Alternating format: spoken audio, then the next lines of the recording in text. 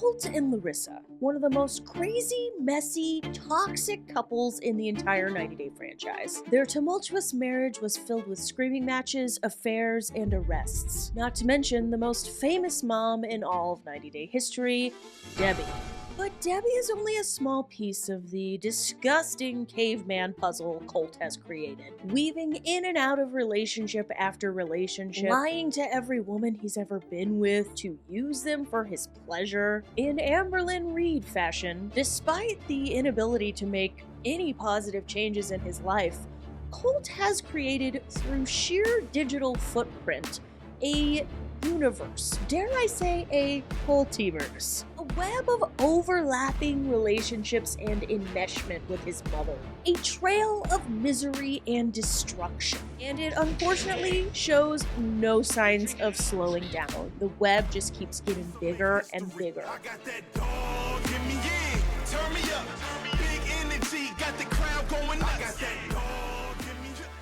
Colt Johnson was born on June 5th, 1985, and raised in Las Vegas by his father, Harley, and his mom, Debbie. Harley passed away at some point in Colt's childhood, leaving just Colt and Debbie, the two of them, in the home. You could say I'm a bit of a mommy's boy.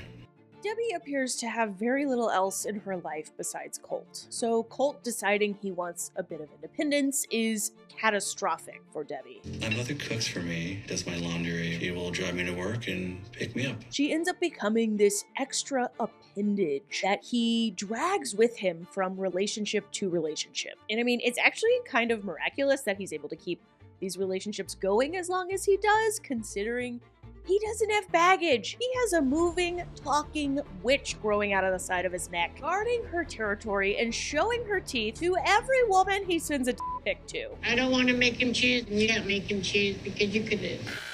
I spend most of my free time alone with my cats. I'm more of an introvert. When we initially meet Colt, he's working as a programmer for a slot machine company. When the pandemic hits, Colt is going to get laid off, and he's been jobless ever since. Colt meets Larissa online in early 2018. Then he flies down to Mexico and they get engaged 5 days later, which is so typical for a 90-day couple. I bet casting doesn't even look at a couple unless they got engaged within a week of meeting each other. Larissa dos Santos Lima was born in 1986 and was raised in Minas Gerais, Brazil. Throughout her time on the show, Larissa comes across as a young woman with a very strong determination to achieve her American dream. The villainous behavior she becomes known for is mostly a response to the situation she finds herself in with Colt and his mom. However, her reputation is very much earned. She is super reactive when anyone comes at her. She yells at me. Her antics literally cause Asuelu to have a meltdown. Stop it! It's crazy. She breaks Asuelu. To be honest, I feel embarrassing to be between those people. Okay. The whole cast actually has a meltdown at the reunion and ends up leaving the stage. Which, by the way, I'm so over reality stars leaving reunion stages. It's so fake. We get it. You want your moment. But we've seen it. This is time number 497. A 90-day cast member has walked off the tell-all stage. And we all know production is just going to force you to go back. But this type of behavior is going to cost Larissa down the line when Colt uses it against her. There is a lot of speculation about Larissa's children in the fandom, specifically about the number of children that she left behind when she moved from Brazil to America. She seems to have referred before to having 2 kids, because she'll talk about a son and a daughter, but there are rumors all over the place that it's actually 3 children that she has in Brazil. Larissa is very Jasmine coded in this regard. Both women are given a hard time by the fans for leaving their children behind and just kind of starting over in a completely different country. Larissa says what they all say, which is oh, I'm going to make money and send it back to help them. But she really only talks about sending money to her daughter. We don't know if she's sending money to all the kids. She also, in one interview, mentioned how she didn't have a good relationship with her son. And so I'm like, oh, are you only sending money to the kid that you have a good relationship with? She also at one point asked her dad for money for her surgeries. And so you're like, which way is this money funnel going? Colt and Larissa, like I said, moved very quickly after meeting in Mexico in person, and they shortly after started Larissa's K-1 visa application. In my opinion, a man's first best friend would be his mother. Managing to almost eclipse Colt and Larissa's fame is the OG mother from hell, aka 90 Day Fiancé's earliest toxic mama. Debbie walked so the long line of toxic moms we see on this show could run. I'm done. I'm done. I'm done. Everybody, let's welcome Debbie. Only Sean, who never watches the show, could be this excited over Debbie. At this point in his life, Colt had only ever lived with his mother. I believe at one point they maybe lived next to each other instead of in the same house, but for the most part, they've never been apart since Colt was born. He shares a car with her, they share their finances, and Colt tells us that early on, his mom was a problem in his dating life. Debbie relies on Colt for both financial and emotional support, and she is desperate to keep her position. She has absolutely no intention of letting somebody take her place. Well, Mom, you're not needed anymore. Go away. You know, that would hurt. Larissa's arrival to Colt and Debbie's house looks like a death of the family scene. Me, or all of us. I'm so happy for you guys. I'm just so happy you're replacing me. Colt and Debbie are so enmeshed, they often act like Larissa's broken apart, the greatest love of all, a mother's love for her baby boy. I think the last time we were together was... Before Larissa got here. It was before the dark times. Yeah, before Larissa got here and ruined it all, it was just you and me. And I will always love you. Debbie may be a drunk I need a drink. and someone who interferes in her child's relationships, but there's one more thing I do want to mention while we're shitting on Debbie. I don't like the food of Debbie because it haven't salt. It's like a hospital food. And oh my god, when I saw that stew that Debbie prepared for her that first night, I understand throwing some grease and meat into a bowl and proceeding to eat it like, it's so good, just needs a bucket of ranch. Holy that stew looked nasty. I mean, we couldn't have done better than that, Debbie and Colt, for night one. Debbie and Larissa get into fights, and then Colt takes Debbie's side. Larissa, you cannot talk to people like that. No, stop. You're not perfect. Larissa, you're not the victim. Ultimately, it's a too many cooks in the kitchen situation when it comes to Debbie, Colt, and Colt's relationships. Our marriage was never our marriage. It was you, me, and Debbie. Colt is literally nightmare material. He does nothing to prepare for Larissa coming. The man lives in Las Vegas. It is a desert, and he picks her up in a car with no air conditioning. He lives in a home that has very little furniture, and I might say is not super welcoming. Feels like very little effort has been put into it, and he immediately positions his mother as the overseer of Larissa and when she gets money. You want to buy something, Larissa? Gotta go through your future mother-in-law. Won't that be fun? Larissa tells him she is deathly afraid of heights, so Colt decides to propose to her at the top of one of those Space Needle huge high tower building things while she's like shitting her pants sick to her stomach. It is just very clear from the get-go. This relationship has been set up to fail, which it would. Hard. But before the fall comes pride. Whose pride? Colt's cousin John's pride. Cousin John gives a familiar yet cringy 90-day speech about how Larissa should be so grateful that Colt has given her the greatest gift of all, the chance to be in America. And Larissa takes that speech and turns it into one of the most iconic moments on the show. You better love him, dude. I swear to God. I love him. I want to Well, respect we'll see. him. We'll see. That is for his money, period. You don't know Who what is the love king? is The queen or will what die. respect. Don't come to my No, wedding. and I The hope queen that don't I'm want Thank you. Larissa has anointed herself queen, and queen she is. John adds one more to get the last word in. Like, calm down, John. You think the cameras didn't get it the first 50 times you called her a bitch? Guess it runs in the family. She's a bitch. And cousin John's wife, who Larissa reached out to earlier in the season, by the way, hoping she could have a friend. That poor girl. Larissa's thinking like, oh, all American women are for each other. Like, what, did Larissa learn English on the Sisterhood of the Traveling Pants? I don't know what's going on there. But then it's really sad when John's wife just stands there while her husband berates Larissa. Colt does too, but that's Colt, you know? He'd only stand up if it was his mom getting called a bitch. In the end, Larissa wins, though, because this truly cemented her as one of the most memorable cast members. Who is Against the Queen Will Die is right up there with Bring Me My Red Bag and Almost There Lazy. For reasons, Colt and Larissa decide to go forward with the marriage. Cousin John shows up to the wedding, and he has put a lot of effort into his appearance. The Friendly's uniform, and the camera literally does a slow pan over his shorts.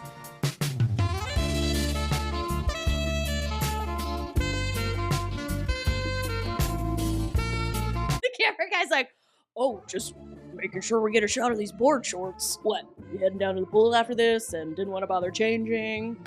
They go outside after the wedding, and I realize this man is in flip-flops. He wore his Friendly's uniform, board shorts, and flip-flops to a wedding. And he looks like a damn jackass standing next to his wife all dressed up. He's probably like, that bitch doesn't deserve more than flip-flops. The wide shots, by the way, are so sad. I have no idea why they didn't tell the venue only 3 people were coming. But they do the ceremony with John and Debbie sitting there like a couple of angry carrots in Debbie's stew. After getting married, it doesn't take long for this relationship to start circling the drain, or for police to get involved. Larissa and I got into a fight. Things got heated, right? So I called the police, and she ended up spending 48 hours in jail. Larissa describes her first arrest like she was terrified, although she did make the most of her time in jail. I never feel so cold in my life. In the end, I make some friends there. Colt punishes her by forcing her to live with this camo chair. The cameras are not around when the arrest goes down, but Larissa's version of events is that she just pushed Colt away, and then he called the cops after that. Colt's version that he tells police is that Larissa lunged at and scratched Colt. Then, several months later, Larissa gets arrested again. Larissa and I were fighting most of the day. I think her fuse just blew up, and Larissa locked herself in the bathroom, so I deactivated her phone, and she was just yelling and screaming and hitting me. I don't know who called the police, but Larissa posted my phone number online. She was saying that she's in danger. I guess people online called the police. This would go down as one of the craziest events in 90-day history. The day fans started calling the police to check on Larissa. When she locked herself in Colt's bathroom, she ended up changing her Instagram name to Help Me I'm Without Phone and posted to please call the police. It seems like Colt had turned off the data, but I also feel like I remember that maybe he had tried to change the Wi-Fi too. Somehow she was able to get online and post. Police knocked on the door, and when we finally came downstairs, there were 5 police officers at the door with their guns drawn. Apparently the cops kicked in the door, and they ended up deciding to charge Larissa after talking to Colt. Larissa doesn't necessarily deny screaming at and hitting Colt, which is wrong and however, Colt is clearly isolating and messing with Larissa's head. He cuts off her phone because she locks herself in the bathroom. She has no money, no way to make money, no car, and no way to get out of that hellhole. And Colt, he knows that. After calling the cops on Larissa and taking his mother's side during their fights, Larissa tells us that she has lost some of her attraction for Colt, which is shocking because it's like, you were attracted to him in the first place? This becomes a problem for Colt, as Larissa describes him wanting sex up to 10 times a day and feeling like he treats her like a blow-up doll. Ew. Essentially, Colt comes across as one of these 90-day cast members who think they've purchased a sex robot. I mean, when Larissa wants to be an astronaut for Halloween, Colt will not shut up about how it has to be a sexy astronaut. The third and final domestic Arrest takes place when Debbie calls the cops on Larissa this time. Colt and Larissa get into a fight. Larissa claims Colt was purposely pushing her buttons, which I absolutely believe. Why? Well, because back when all of this was going down, Larissa actually posted a video. It was a video of Colt playing music in the middle of the night while she was trying to sleep. She posted it on her Instagram stories, which disappear after 24 hours. But good old Wayback Machine came in for us. Look at that buzzing. Look at that buzzing. I want to go to bed. Look at that buzzing. Until I do something crazy to him, he called the police. My face feels really You are bad. beating me. Stop it. I didn't touch you. Fans have long taken this as evidence of Colt trying to wear Larissa down and trying to initiate some sort of reaction out of her, which she shouldn't do. It is not okay for her to react physically. But the point is, Colt paints himself early on in the show as like an innocent little boy who's just can't protect himself against these mean, bad, scary women, when really he's behind the scenes manipulating her into this sort of reaction. Then once he ratchets her up to a certain level, him and his mom call the cops and watch her go down in flames. After Larissa's arrested, Debbie has this fake crying breakdown where she's like, "Oh, help me, Cole. I'm so sad. I'm so glad it's just you and me again." You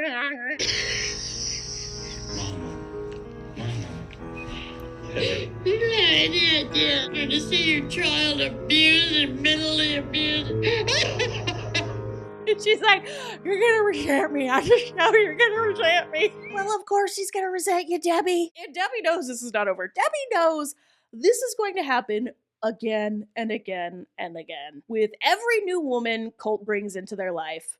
Production follows the case of Larissa's third arrest in a whole end of season episode. Her attorney, who seems very impressive, by the way, negotiates the charges down to disorderly conduct, and Larissa ends up just having to pay a fine and do 48 hours of community service. Things continue to get worse and worse for Colt and Larissa, and the way Colt responds to their problems is to chug profuse amounts of alcohol. I want to stand next to my wife. I want to work with her, but It didn't help their relationship that we later learn Colt was talking to and, at the very least, emotionally cheating on Larissa with Vanessa. Yes, Vanessa is the woman that was buying Groupon for Colt. we just connected. I was telling her what's going on in my life. Everything I couldn't talk with you, Larissa, I was talking with Vanessa. They were really good friends. It's giving Amanda Batula and West. And I cannot believe we're going through another Scandal 2.0. After a heated argument where Larissa accuses Colt of sleeping with his mom, Debbie, something seems to snap inside Colt. I don't like you. Okay. I'm going to divorce you. Like every American on this show who sees their marriage go down the toilet, Colt immediately gets a deportation boner. Larissa needs to go home. She will not get that green card. I don't give a I will testify against her. I will say, because I tend to give Larissa a good amount of grace, she moves on after about 5 seconds. That divorce hasn't even been started yet. No paper has been filed. And she's already got a new boyfriend. I was like, what?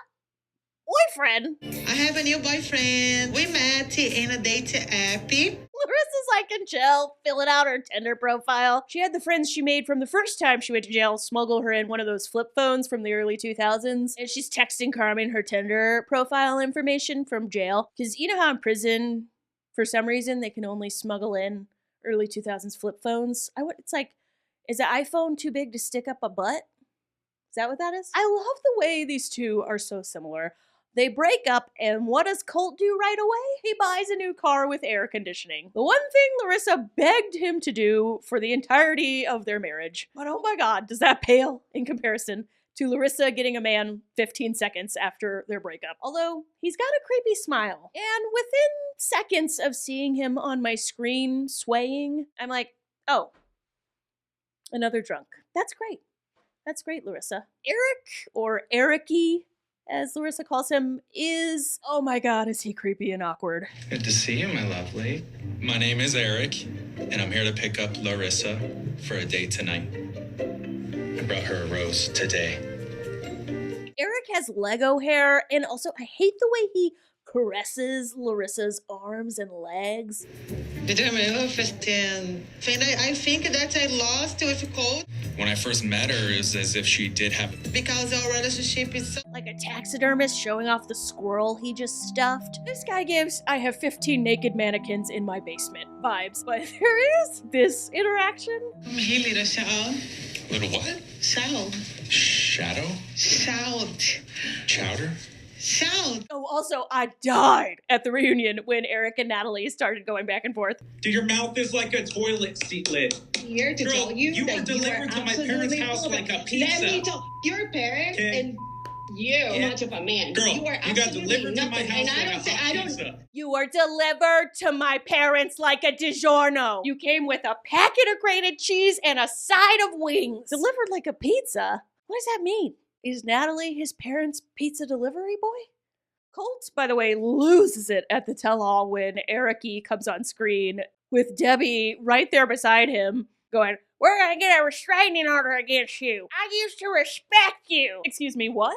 You forced this woman out of your car in the middle of a parking lot in the middle of the desert. Your favorite pastime is calling the cops to come arrest and deport her. When she wanted to put her personal touch on y'all's house, you were like, "Over my dead body will I get rid of this slot machine." This house has exactly 2 decorations, and the slot machine is one of them. It's actually where I store my booze so Colt doesn't get access to it. My neighbor has a 22-year-old grandson in a fraternity, and he said my house reminds him of his favorite year of college. Colt famously throws a tantrum over Eric being on screen. He gets all angsty and he's throws his water bottle back in the green room. He puts on this huge show and he's like, "I'm not gonna do the rest of the tell-all unless Eric is off the screen." It's just, he's not even there in person. He's on a fucking Zoom call. This is obviously fake as fuck. What a terrible actor Colt is. Jess is beautiful. She's 26 years old, she has glasses, and she loves cats. The concept of people having a type is never more present than on 90 Day Fiancé, where losing your love interest is like dropping a donut you just purchased, and all you have to do is go back to the counter for a new one. Jess lives in Chicago, but she is, in fact, Brazilian. Yes, over the course of this video, you will see Colt has a fever, and the only prescription is Brazilian women. Basically, Coltee walked so Ick from Seeking Sister Wife could run, who... that guy has combined his fetish for Brazilian women with his desire to be a cult leader, and currently is dealing with some legal problems due to what? Her phone getting turned off by him, and the Wi-Fi being changed, and this poor Brazilian wife that it's like, we need to put a PSA out in Portuguese. Just to all of Brazil. Stay away from these creepy American men. Despite him telling us Jess fell out of the sky and into his lap, whatever that means. Colt and Jess met online. Watching them dance and make out in the middle of Millennium Park is something. I mean, Millennium Park is always packed with tourists year-round, and those poor people who just wanted to get their picture taken by a giant silver bean had to go back to their Airbnb and pour bleach into their eyeballs. The couple is doomed to failure because of Colt's ongoing relationship with Vanessa. Vanessa call you all the time. I told her that I wouldn't talk to Vanessa anymore, but I'm not gonna stop talking to Vanessa right now. It feels wrong to lie to Jess, but I feel like I have to. Vanessa, we find out, met Colt when she reached out to him on social media. Red flag, red flag. I mean, she gets to his house and it's like Vanessa and her boobs. The cleavage is out on full display. Colt may be trying to pretend this is just a friend, but Vanessa has absolutely no intention of pretending. She's like, fuck that. If I have to fuck this guy, I'm at least gonna get some TV time. Colt admits he's into her. And honestly, I have a crush on her. I was going through a divorce of my own, and he was there for me. Nothing says love like 2 car crash sites linking up. He also admits later on, as well as Vanessa admits, that they started fucking a month after him and Jess got together. So him feeding Jess this, oh, we're just friends, it's all platonic crap is Gaslighting. He's gaslighting her. Jess goes nuts and throws her shoes at Colt when she finds out that he is still talking to Vanessa after promising her he wasn't. Hey!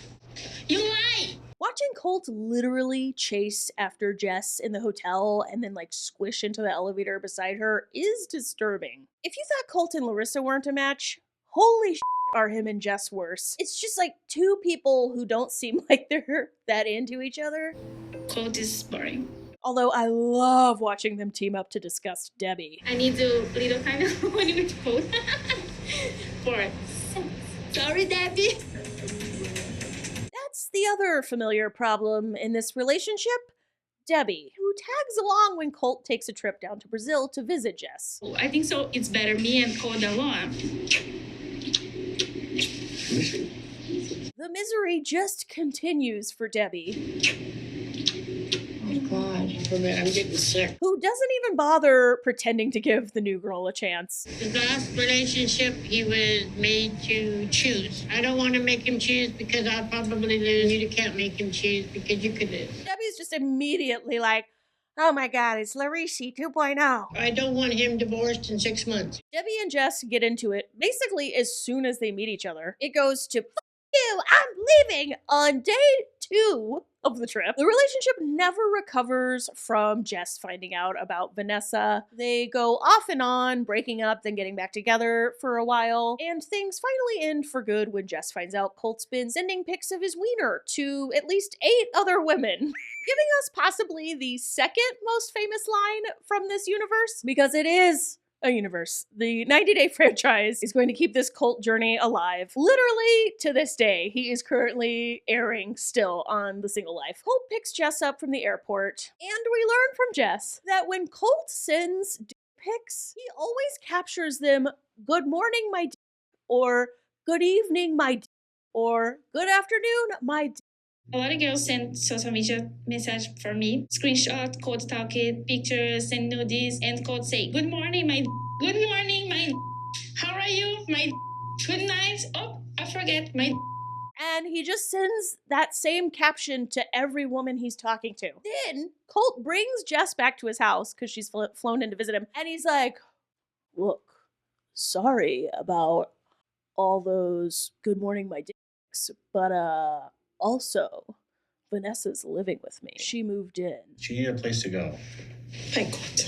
Thank God this poor girl wakes up and leaves Colt's ass. This man was just trying to make a fool out of Jess, and I'm so glad she sniffed it out and ran. Larissa, you look very different. Thank you. There is one thing Larissa is known for besides being queen, and that is her plastic surgery. I get BBL, tummy tuck. When we see her in her 3rd season, she's already altered her face, particularly her lips. We watch her get breast implants and a nose job. After healing from the boob and nose job, she gets a BBL, she gets a tummy tuck, she gets liposuction, and it has become part of her presence on social media, talking about her body, her face, the work she's had done. I mean, it's kind of like Darcy and Stacey. It's part of her brand. And like, I don't know why. Because like, probably because she gets procedures and work done for free. That's probably partly why. Larissa ends up dumping Eric after finding out on the show that he's been talking to a lot of people, including her ex Colt. He went around telling everyone that she had bad hygiene, that she was gross, and that's why he didn't want to fuck her. And oh my God, is this scene brutal. Because right after Larissa finds out Eric's been running around talking their sex life, production's like, so sorry. So let's have you confront Eric. Do you want to try to talk to Eric about this? We were broken up. What you doing now? Talk about my body. You read that once we got back together. I give Colt a lot of shit, but it is true. Larissa is so toxic. And I'm not victim blaming here. I'm talking about the fact that after this, she goes back to Eric. I do want to stay together. I love you. And that's toxic. After multiple breakups and a move to Colorado, Larissa and Eric finally called it quits sometime in late 2020. Larissa told fans they had grown apart, although Still to this day, a lot of people speculate about whether they were a real couple or not. Surprisingly, Eric and Larissa seem to end things on good terms. I saw she liked his last IG post, which I also saw that he was at Janelle from Teen Mom's divorce party.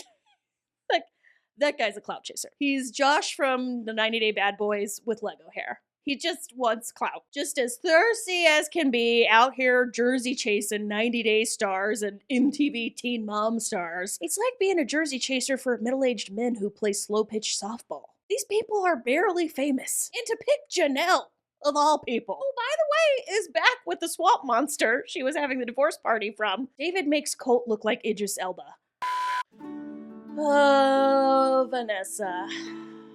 Vanessa. Where to start with this one? You can tell on the tell-all in season 5, Vanessa is uncomfortable with her role as homewrecker. Bitches in you, ugly asshole.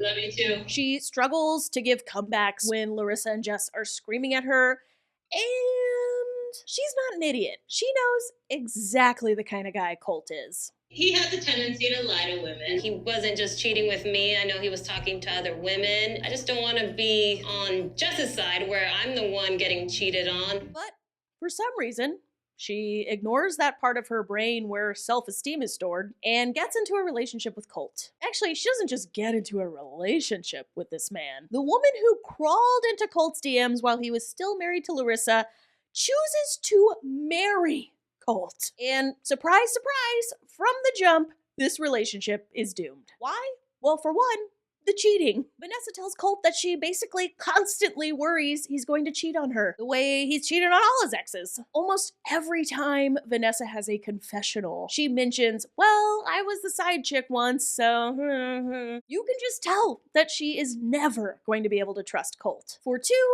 Debbie.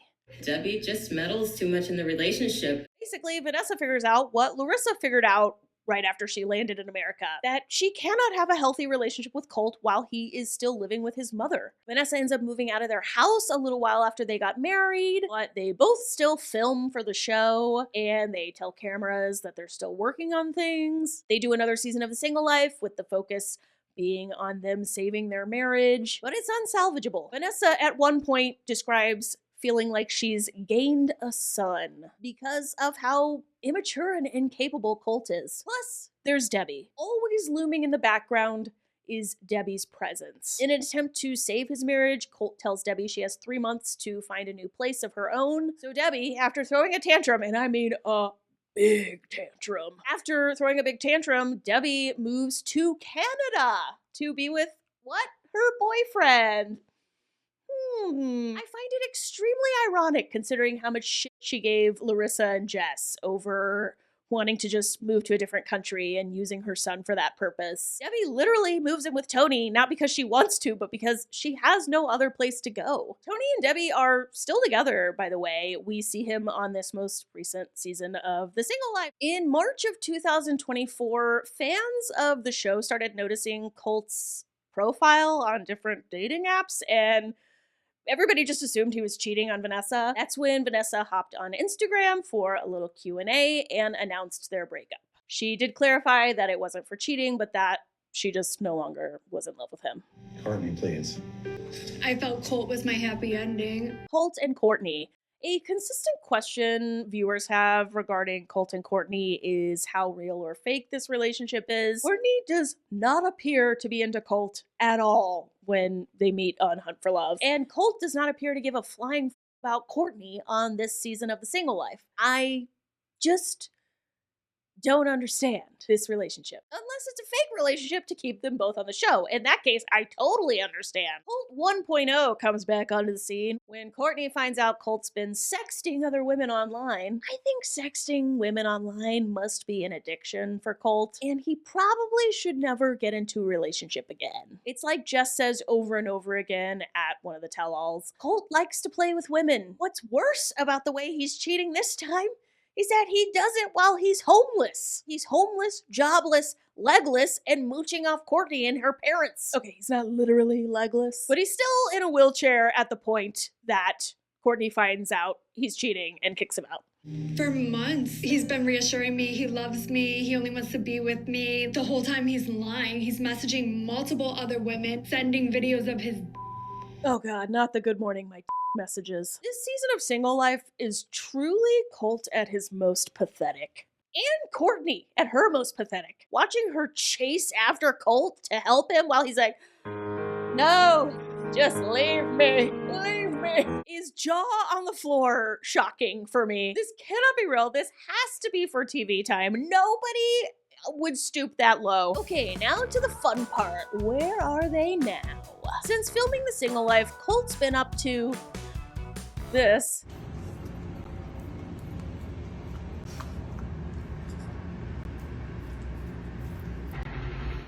The comment section took me out. It's not too late to take this down. I do apologize for distributing those disturbing images. That poor dog probably got scabies on its tongue. Also, who gave Colt a dog? Colt posted about Debbie's birthday, and she's on the show with him again, so obviously they're on good terms. Debbie's back to classic OG Debbie, going over to Courtney's house, begging her to forgive her son for sending jerk-off videos to other women. I am sure Debbie did this for the TLC paycheck, but damn. What an awkward conversation. Colt appears to have healed from his injuries. It feels like he was on crutches for like 2 years after he went down on Hunt for Love. There are a ton of rumors swirling Colt's new love life and his geographic location. There are all these 90-day tea accounts that have somehow discovered Colt's new girlfriend. They've found him in her pictures. I've seen it alleged both that he was with her as early as late 2024. I've also seen it alleged that they got together late 2025. What's not clear is the timeline on him and Courtney and him and this new girl. Like, was he already with the new girl before he met Courtney, which is a pattern of Colt's? That's what he did with Jess. He had already decided he was into Vanessa and then for some reason got with Jess. Could he be doing the same thing here with this new girl? Her name is Diane. Did he already get with her and then he got with Courtney and he was just cheating on them both the whole time? I need somebody to clear the timeline up for me, please. Okay, brief summary for Colt and Diana. It's actually Diana, not Diane. This woman was made in the shape of Eric-y. She definitely wants TV time because Colt tells her to her face, well, her Zoom face, he tells her he loves Courtney and her, and she still lets him stick his penis in her when he goes down to Brazil to visit her. Diana and Courtney are in a thirst off, by the way, because Courtney, picks him up from the airport and helps him get into his hotel and stuff. It's so thirsty. Call Josh or Jamal. My God, Courtney, you do not have to be Colt's side piece. What is with all these reality TV women and wanting to be some gross guy's side piece? You are better than this, Courtney. Both of you, Courtney and Diana. Early on in the show, Larissa made it very clear that she wanted to be an influencer, and she has successfully cultivated a following. She has over 500,000 followers on Instagram and is full-time on OF in the adult industry. Larissa's claimed she makes as much as $40,000 a month on OnlyFans. She's probably not making that much these days, but I believe she was making it at one time. In 2020, Larissa was fired from TLC because she worked for a competitor and broke their contract. I believe it was specifically for work she did with a website called Ham Soda. They specialize in adult live streams, and Larissa reportedly made them $100,000 in 1 hour, according to TMZ. In July of 2024, Larissa had a wedding ceremony in Vegas with a man she called Zachy. Pretty funny that she's kept the E thing going all this time. It's her brand. By the end of 2024, Larissa slowed down on her posting of Zachy, and in March of 2025, she announced their breakup. One thing about Colt and Larissa, they're gonna jump out of relationships just as quickly as they jump into them. Larissa and Debbie met up a few years ago, actually, which I thought was kind of cool for them to, put everything behind them that happened. I mean, they got into some pretty big fights. You could also maybe see it as, oh God, how desperate are they to, get attention and get back on the show. Larissa made her reality TV comeback on House of Villains Season 2. Like Anfisa, she didn't really make much of a mark Spoiler alert, she is the first person eliminated. She tried to make a splash. She got into this big fight with Victoria. In 2025, Larissa went on botched plastic surgery rewind on E and underwent a breast reduction. I mean, when Kim Zolciak is telling you to tone it down, you know you've gotten too far.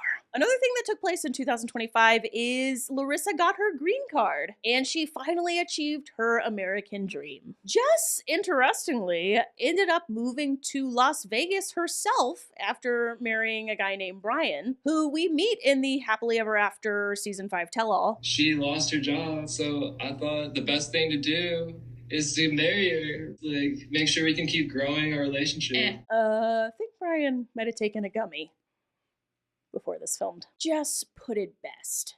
You baby man. Colt is a baby man. He's a baby man serial cheater who should not be allowed within 10 feet of a relationship. It's interesting to me that Colt has one of the longest resumes of all 90 Day cast members. I mean, production must love this guy to continue putting him on show after show. And that's just it. As long as Matt Sharp's alive and running this production company, Colt is gonna be shoved down our throats. Ew.